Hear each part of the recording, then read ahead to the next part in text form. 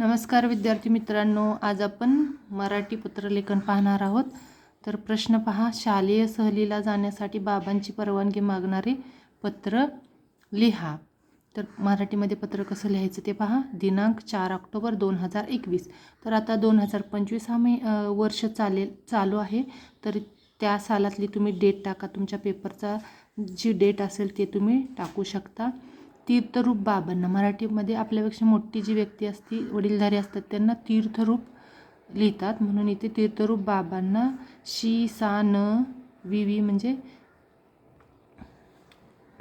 त्याच्यानंतर पहा, खूप दिवसापासून पत्र लिहायचे राहून गेले, तुम्ही सगळे कसे आहात?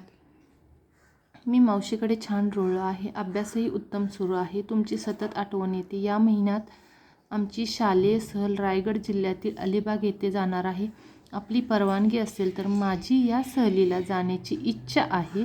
सहलीकरता प्रत्येक विद्यार्थ्याला 500 रुपये जमा करायचे आहेत। या सहलीला अलिबागचा समुद्रकिनारा, कुलाबा किल्ला पाहण्याची संधी मला मिळेल। इकडे मावशी आणि काका माझे छान लाड करतात। पिंटो आणि मी दोघे मिळून अभ्यास करतो, खेळतो। तीर्थरूप आईला साष्टांग नमस्कार, सोनूला गोड गोड पापा, तुमचा लाडका अबक 101 अ, श्री विजय सोसायटी, प्र के अत्रे रोड, माधवबाग, पुणे। ईमेल।